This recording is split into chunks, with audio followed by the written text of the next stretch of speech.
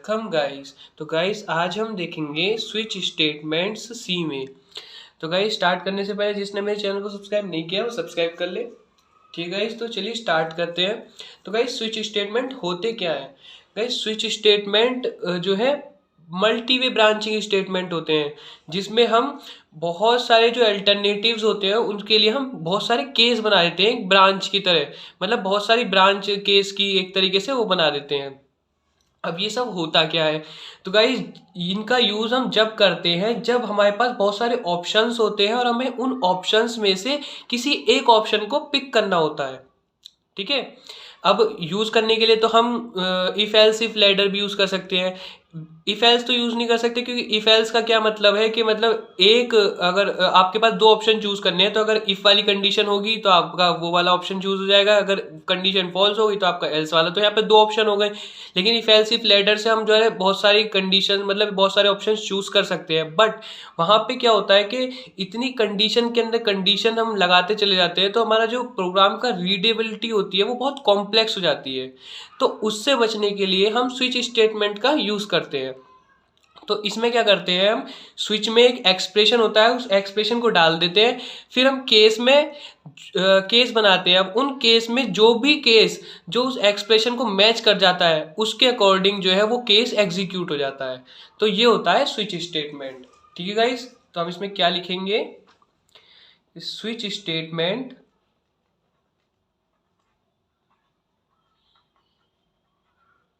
is a multi-way branching statement।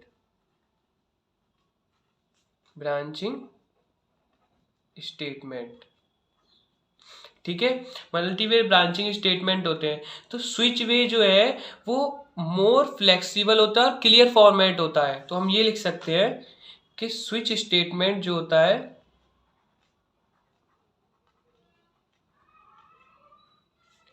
Is more flexible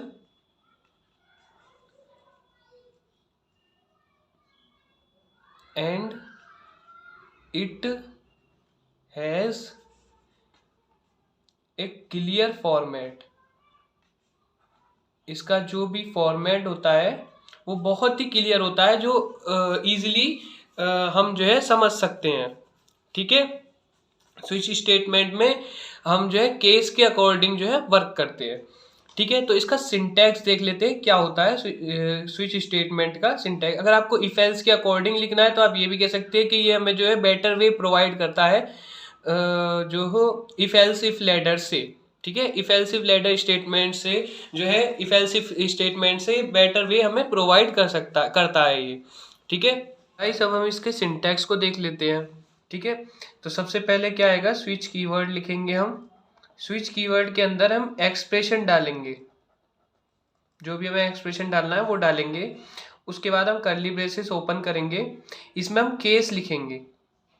ठीक है, suppose करिए केस 1 है। ठीक है, तो मतलब इसकी जो केस है इसकी केस 1 तो है लेकिन इसकी वैल्यू भी 1 है। ठीक है, तो अगर ये जो वैल्यू है इस एक्सप्रेशन से मैच करेगी तो इसके अंदर का जो स्टेटमेंट ब्लॉक होगा वो एग्जीक्यूट हो जाएगा।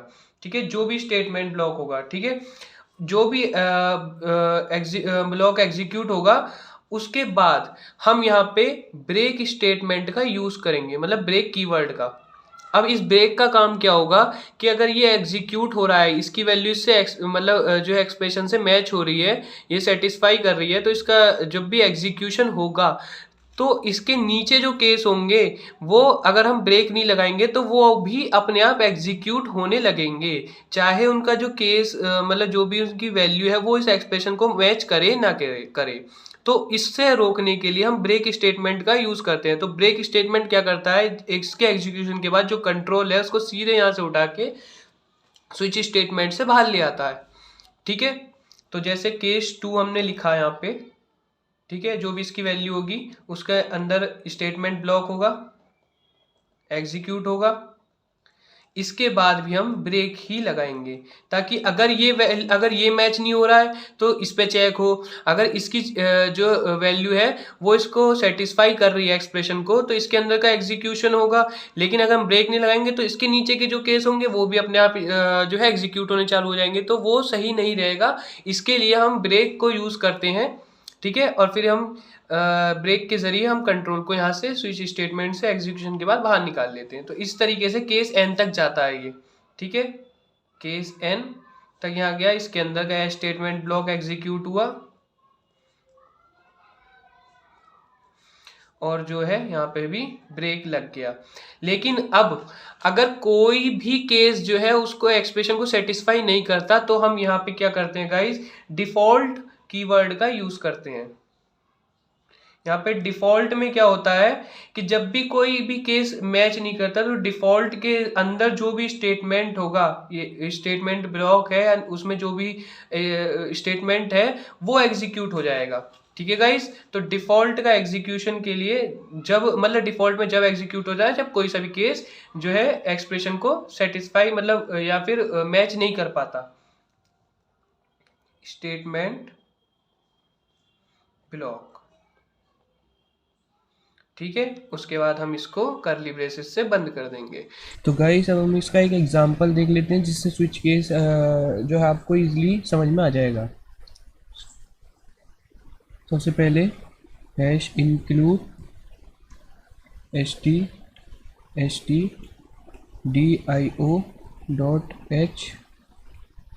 फाइल, हम हेडर फाइल इंक्लूड करेंगे।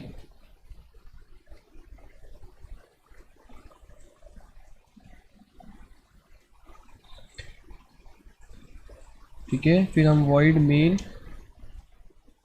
इनकी स्पेलिंग का ध्यान रखेंगे गाइस, जरा भी स्पेलिंग गलती नहीं होनी चाहिए।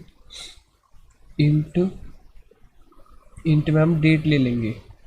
तो बेसिकली हम प्रोग्राम बनाएंगे ऐसा कि हम डेट डालें और डेट के अकॉर्डिंग जो है डेज निकल के आ जाए, कौन सा डे है। तो ठीक है, हम जो है कुछ डेट डालेंगे, उसके अकॉर्डिंग ही आपको समझ में आ जाएगा किस तरीके से काम करता है, ठीक है। फिर हम क्लियर स्क्रीन लगाएंगे।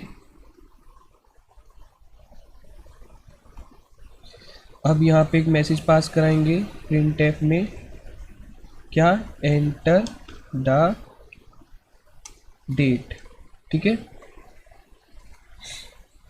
स्कैन में हम उसको स्कैन करा लेंगे, %id और एड्रेस ऑफ डेट, ठीक है। अब हम यहाँ पे स्विच स्टेटमेंट यूज़ करेंगे, उसके अंदर एक्सप्रेशन में क्या डाल देंगे, डेट, कि हम जो डेट एंटर कर रहे हैं अगर वो केस से मैच करती है तो वो वाला केस एग्जीक्यूट हो जाए। अब हम केस में डालेंगे केस की वैल्यू 1, ठीक है। अगर डेट 1 है, अब इनपुट जो है डेट का रन टाइम पे 1 देते हैं तो केस 1 एग्जीक्यूट हो जाएगा, ठीक है। यहाँ पे हमें कॉलन लगाना है, ये भी ध्यान रखना है, सेमीकॉलन नहीं लगेगा केस में। अंदर आप सेमीकॉलन लगाएंगे जब आप उसकी स्टेटमेंट लिखेंगे। तो printf आपको प्रिंट क्या कराना है, मंडे, ठीक है। मंडे से स्टार्ट कर रहे हैं हम, ठीक है। अभी भी यहाँ पे ब्रेक यूज़ करेंगे, ठीक है। इसका मैं आगे बता दूंगा कि जब हम ब्रेक यूज़ नहीं करेंगे तो क्या होगा, ठीक है गाइस।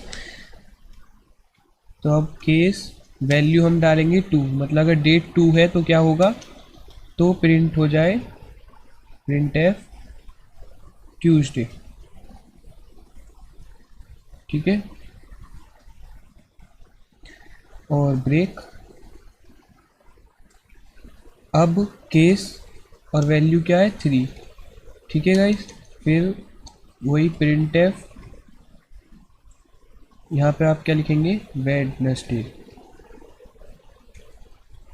यहाँ पे हम ब्रेक नहीं लगाते हैं ताकि आपको पता चल सके कि किस तरीके से जो है बिना ब्रेक, जब हम ब्रेक नहीं लगाएंगे तो क्या प्रॉब्लम्स आएंगी, ठीक है। तो इसमें हम लगाते हैं केस 4 में printf क्या, थर्सडे, इसमें हम ब्रेक लगा देते हैं,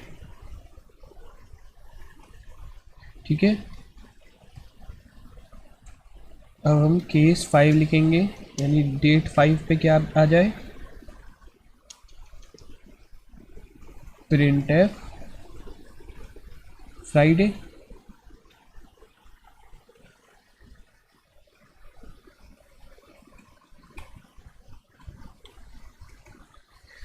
और ब्रेक,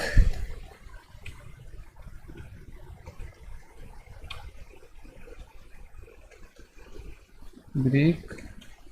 और इस तरीके से हम 8 आप जो है 8 तक जा सकते हैं। मैं जो है 5 तक ही बना रहा हूँ, नहीं तो प्रोग्राम लेंथ हो जाएगा, वीडियो भी लेंथ हो जाएगी। ठीक है गाइस, तो इसके बाद हम इसको स्विच स्टेटमेंट के जो ब्लॉक है उसको बंद कर देंगे। फिर नीचे आएंगे, गेट ch लिखेंगे ताकि इसकी आउटपुट स्क्रीन को हम होल्ड करा सकें। फिर से बंद कर देंगे। Now run this program. अब हमें एंटर द डेट डालनी है, एक डेट डालनी है। तो हम सबसे पहले कौन सी डालते हैं, जैसे हमने 2 डाली तो देखिए 2 डेट पे, पहले 1 डेट पे मंडे था, 2 डेट पे ट्यूसडे था, तो देखो ट्यूसडे आ गया। ठीक है, क्योंकि वो जो है केस 2 का जो भी मतलब केस में जो वैल्यू है 2, यानी वो डेट से मैच कर रही है जो हमने डेट इनपुट करी, तो ये एग्जीक्यूट हो गया। ठीक है, अब देखिए हम वो वाला एग्जीक्यूट करते हैं जिसमें ब्रेक नहीं है। इसमें ब्रेक था, केस 2 में ब्रेक है, केस 3 में ब्रेक नहीं है, तो हम केस 3 एग्जीक्यूट करवाएंगे। 3 डाला तो देखिए क्या आता है, वेडनेसडे और थर्सडे दोनों एक साथ आए। मतलब अगर हम ब्रेक यूज़ नहीं करते हैं तो उसके नीचे जो केस होगा वो भी अपने आप एग्जीक्यूट हो जाएगा, चाहे उसका जो कंडीशन है वो एक्सप्रेशन से मैच कर रही हो ना कर रही हो। ठीक है, लेकिन थर्सडे तक ही क्यों प्रिंट हुआ, क्योंकि हमने जो है केस मतलब जो थर्सडे वाला था उसमें हमने ब्रेक लगा दिया, तो उसके नीचे वाला नहीं एग्जीक्यूट होगा। ठीक है गाइस, तो जैसे अगर हम केस 4 को एग्जीक्यूट करते हैं तो देखिए अगर हम वैल्यू डालते हैं 4 तो देखिए क्या, वो एक सेकेंड, अगर हम वैल्यू डालते हैं 4 तो देखिए थर्सडे आ गया। ठीक है गाइस, तो आई होप आपको ये समझ में आया हो पूरा प्रोग्राम, और आपको स्विच स्टेटमेंट जो है अच्छी तरह क्लियर हुआ हो। अगर आपको वीडियो अच्छी लगी है तो इसको लाइक